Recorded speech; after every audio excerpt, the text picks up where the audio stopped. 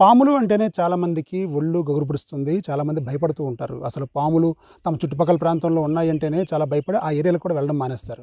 అలాంటిది అదే పాముల్ని ఖచ్చితంగా ఎవరు చంపకుండా, ఎవరు కూడా వాటికి హార్మ్ చేయకుండా చక్కగా వాటిని అడవిలో వదిలేయడం. అంటే ఎక్కడైతే ఇళ్లలోకి వెళ్ళిపోతుంటాయో పాములు, తర్వాత నగరావాసాల్లో అంటే జనావాసాల్లోకి వెళ్ళిపోతుంటాయో అలాంటి పాములన్నింటినీ పట్టుకోవడం నాగరాజు, స్నేక్ క్యాచర్ నాగరాజు వృత్తి, ప్రవృత్తి కూడా.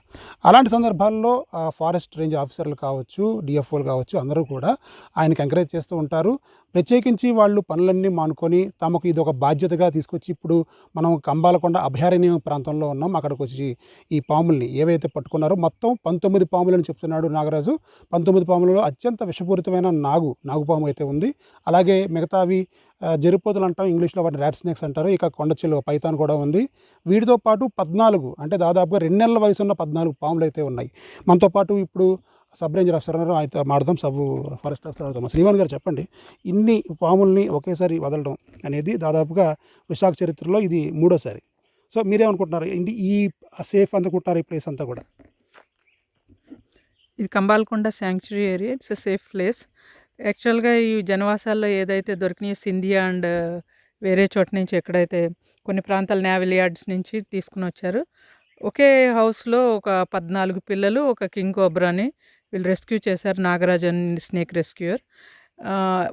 ముందు ఒక చిన్న పిల్ల మాత్రమే బయటకు వచ్చింది. అది చూసి ఇంటిమేట్ చేయగా రేంజ్ ఆఫీసర్ స్పందించి నాగరాజ్ని పంపించడం జరిగింది. అక్కడికి పంపిస్తే ఒకదాని తర్వాత ఒకటి వస్తూ ఇలాగ ఒక 14 పిల్లల వరకు వచ్చినాయి. తర్వాత పెద్ద పామును కూడా పట్టుకోవడం జరిగింది. ఇది వెనమస్ స్నేక్. నిజంగా కూడా ఇది చాలా డేంజరస్ దానికి ఉన్న టాక్సిన్ బట్టి. అలాగే రాక్ పైథాన్ నేవల్ యార్డ్ ఏరియాలో పట్టుకోవడం జరిగింది. వీటన్నిటినీ కూడా వాటి యొక్క ఆవాసాలైన సేఫ్ ప్లేస్లో శాంక్చురీ ఏరియాలో దాన్ని ఊరికి దూరంగా, జనవాసాలకు దూరంగా వీటిని రిలీజ్ చేయడం జరుగుతుంది. కాబట్టి మీరు ఎవరు కూడా ప్రజలకు ఫారెస్ట్ డిపార్ట్మెంట్ నుంచి చేసే విజ్ఞప్తి ఏంటంటే, మీకు దృష్టిలోకి ఎక్కడైనా పాముల గురించి వస్తే ఎక్కడైనా ఉంటే మీరు భయపడకుండా వాటిని ఇంటిమేషన్ ఇస్తే స్నేక్ రెస్క్యూయర్స్ ద్వారా వాటిని రెస్క్యూ చేసి వాటి ఆవాసాల్లో విడిచిపెట్టడం జరుగుతుంది. అంటే మీరు చట్టాన్ని చేతుల్లో తీసుకుని చంపడం, వాటికి హాని చేయడం అన్నది చేయకండి. అవి కూడా ఈ భూమి మీద ప్రతి జంతువుకి జీవించే హక్కు ఉన్నట్టు వాటికి కూడా ఒక రోల్ ఉంది ఎన్విరాన్మెంట్లో. పాములు ఫార్మర్స్కి ఫ్రెండ్స్ లాంటివి. వాటి యొక్క సంతతిని మనం అంతమొందించకూడదు. కాబట్టి మీరు ఒకవేళ ఏదైనా అలాంటి మీ దృష్టిలో ఉంటే వెంటనే డిపార్ట్మెంట్కి ఇంటిమేట్ చేయగలరు. ఇంకొక కీలకమైన విషయం, ఇప్పుడు పాముల్ని వదిలేయడం అయితే ఓకే, అది మంచి జాబే. అయితే వాటి ఆరోగ్యకరమైన కండిషన్లో ఉన్నాయా లేదా అనేది చెక్ చేసుకున్నారా? దానికి సంబంధించింది ఏదైనా అవన్నీ వెరిఫై చేశారు ఫారెస్ట్ రేంజ్ ఆఫీసర్. ఆల్రెడీ అంటే ఆయన కూడా మాకు ట్రైనింగ్లో కూడా ఇవన్నీ కూడా నేర్పిస్తారు, తెలుస్తుంది. అవి అడవుల్లో వదిలిపెట్టడానికి సహజ సిద్ధమైనటువంటి వాటి ఆవాసాల్లో వదిలిపెట్టడానికి సిద్ధంగా ఉన్నాయి. వాటికి గాయాలు లేవు, ఏమీ లేవు, బాగా ఉన్నాయి. ఈయన కూడా పట్టుకున్నప్పుడు కూడా వాటిని కొట్టడం అది చేయరు. ఈ హుక్ అనేటటువంటి దాన్ని ఏదో ఉపయోగించి చాకచక్యంగా దాన్ని పట్టుకోవడం జరుగుతుంది. వీళ్ళందరూ కూడా పాములు పట్టుకోవడంలో ట్రైనింగ్ కూడా తీసుకున్నారు. అంచేత ఇబ్బంది లేదు. ఇది కంబాలకొండ అభయారణ్యం. ఇది కంపార్ట్మెంట్ నెంబర్ 5 పార్టీ. ఇక్కడ విడిచిపెట్టేస్తున్నాం. గతంలో కూడా చాలా పాములని దొరుకుతున్నప్పుడల్లా ఇక్కడ వదిలిపెడుతున్నాం.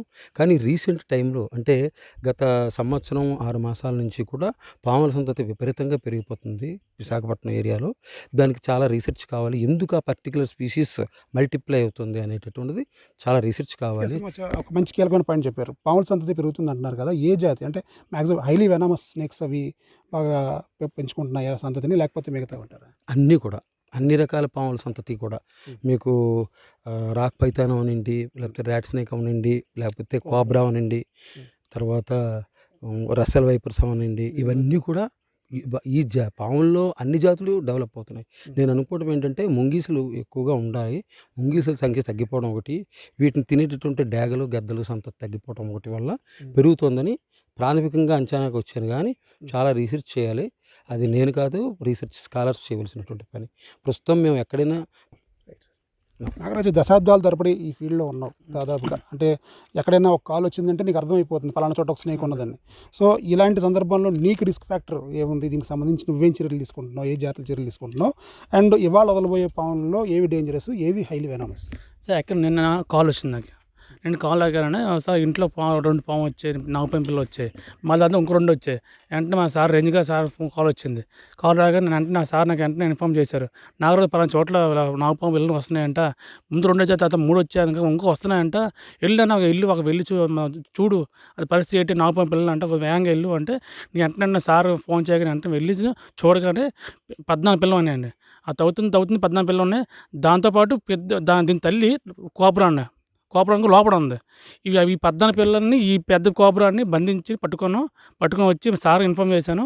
ఇన్ఫామ్ చేయగానే మళ్ళీ సార్ ఇంకా ఫోన్ చేశారు. ఫోన్ చేసి రాక్ పైతన్ ఉందంట ఒక చోట్ల వెళ్ళమంటే, ఈ రాక్ పైతన్ అండి నేను మొత్తం నిన్న అంతా ఇవన్నీ ర్యాక్స్నాక్ మొత్తం 4 అండి. రాక్ పైతాను, కోబ్రా ఒకటి, ఈ 14 పిల్లలు, ఈ 19 స్నేక్స్ అని సార్ ఫోన్ చేయగానే సార్ వచ్చి వెంటనే మేడం చెప్పారు. మేడం సార్ చెప్పి పలానా చోట్ల విడిచిపెడతాం రండి అంటే వెంటనే సార్తో కలిసి సార్ వచ్చాం సార్. ఎంతసేపట్లో విడిచిపెడతావు ఇప్పుడు? ఒక 20 minutes విడిచిపెడతాను, మొత్తం నేను విడిచిపెడతాను సార్. లోపలికి తీసుకెళ్ళి ఒక 100 feet 200 feet లోపలికి వెళ్ళి ఇక్కడ నుంచి రోడ్డు పాయింట్ వదలమండి. ఆ కొండ ప్రాంతం దాకా కొంచెం ఒక 100-150 అడుగులు లోపలికి తీసుకెళ్ళి అక్కడ వదిలిపెట్టేస్తాం. మనం చూస్తున్నాము పాములు పట్టుకున్న వెంటనే వాళ్ళు చేసే పని వాటిని శుభ్రంగా హెల్త్ కేర్ కండిషన్స్ ఎలా ఉన్నాయని చూసుకుంటారు. ఆ తర్వాత రేంజ్ ఆఫీసర్లు అలాగే ఫారెస్ట్ ఆఫీసర్లు వాటిని బాగా అధ్యయనం చేసిన తర్వాత ఇలా పాములన్నింటినీ కూడా ఓపెన్ చేస్తారు. మనం ఇప్పుడు చూస్తున్నాము కింగ్ కోబ్రా, ఇది దాదాపుగా కోబ్రాని ఓపెన్ చేస్తున్నారు. ఈ కోబ్రా మనం చూస్తున్నాము. ఒక్కసారి విజువల్స్లో మనం క్లియర్గా గమనించవచ్చు. పైకి లేస్తాం చూడండి ఒకసారి. అది బుస కొట్టే విధానం కానీ ఇవన్నీ మనం క్లియర్గా అబ్జర్వ్ చేయొచ్చు. చాలా పెద్ద పాము, దాదాపు ఇది ఒక 7 అడుగులు వరకు 6 అడుగుల వరకు ఉండే అవకాశం అయితే కనిపిస్తుంది. దాన్ని మనం చూడొచ్చు. మనం చూస్తున్నాం. ఇక దీనికి సంబంధించిన పిల్లలే ఉన్నాయి. అవి కూడా మనం ఒక్కసారి నాగరాజు తన చూపిస్తాడు ఆ డబ్బాలో. ఒకసారి మొత్తం చూడొచ్చు మనం.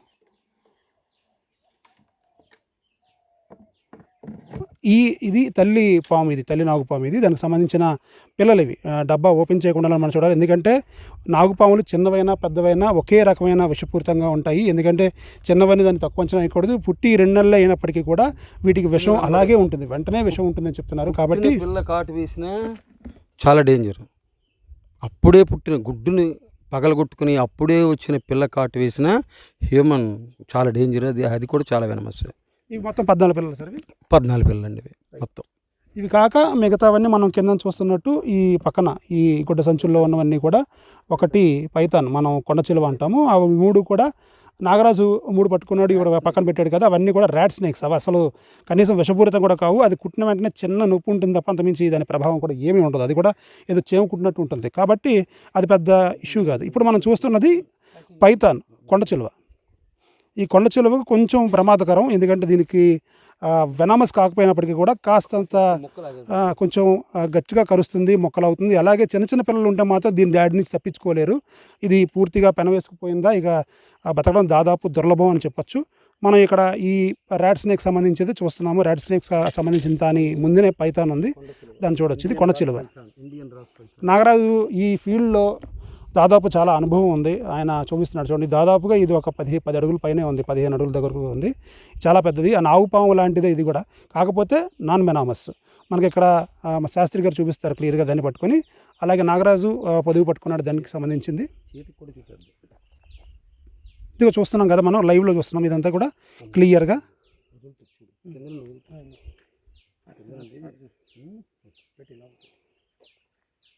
చాలా నాగరాజు ఇక మన లోపల పెట్టేసే, ఎందుకంటే వాటిని ఎక్కువ కూడా మనం ఇబ్బంది పెట్టకూడదు. వదిలేసే ముందు ఒక్కసారి మన ప్రేక్షకుల కోసం ఇదంతా మనం డిస్ప్లే చూపిస్తున్నాము. ఇవన్నింటినీ కూడా ఇప్పుడు లోపల ఇదంతా అభయారణ్యం, చుట్టుపక్కలంతా కూడా గంబాలకొండ, విశాఖపట్నం నడిబొడ్డులో, నగరం నడిబొడ్డులో ఎలాంటి ఫారెస్ట్ ఉండడం అనేది ఇలాంటి జీవులకన్నిటికీ కూడా ఒక సేఫ్ ప్లేస్ అని చెప్పాలి. ఏదైనప్పటికీ వీటన్నింటినీ కూడా సేఫ్గా ఇక్కడి నుంచి లోపలికి దాదాపుగా ఒక 1 కిలోమీటర్ లోపల వెళ్తారు. ఆ కొండ ప్రాంతంలో వీటిని వదిలేస్తారు. విశాఖపట్నం మహానగరం అంతా కూడా అడవుల్లోనే ఉంది. ఒకప్పుడు ఇదంతా కూడా కీకారణ్యమైనటువంటి ప్రాంతం. దీంట్లో కొంత ప్రాంతాన్నే మేము రిజర్వ్ ఫారెస్ట్ కింద లేకపోతే శాంక్చురీ కింద గుర్తించడం జరిగింది. మిగతా ఏరియాలో ఉన్నంతా కూడా అక్కడ ఉన్నటువంటి అడవులన్నీ తీసేసి మనం ఇల్లు కట్టుకున్నాం. సో విశాఖపట్నం టోటల్ సిటీ అంతా కూడా అడవిలోనే ఉంది. అది మాత్రం ముఖ్యంగా గమనించండి. ఇది మనం చూస్తున్న రిమోట్ ఏరియా, ఇదంతా గిరిజన ప్రాంతమే. ఇక్కడ సిగ్నల్స్ కూడా రావు, లోపలంతా కూడా గిరిజన ప్రాంతమే ఉంటుంది. ఏదైనప్పటికీ ఇలాంటి మంచి పనులు చేస్తున్న నాగరాజుకి కావచ్చు, ఫారెస్ట్ డిపార్ట్మెంట్కి కావచ్చు ఒక రకంగా ధన్యవాదాలు తెలపచ్చు. ప్రజలకు హాని కలగకుండా వీటిని దూరంగా ఉంచుతున్న నేపథ్యంలో వారికి ఖచ్చితంగా మంచి చేస్తున్నారని చెప్పాలి.